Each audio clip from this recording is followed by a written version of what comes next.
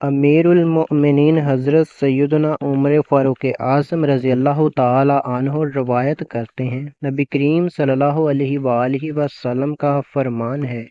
مردہ جب تخت پر رکھا جاتا ہے اور اسے لے کر ابھی 3 قدم ہی چلے ہوتے ہیں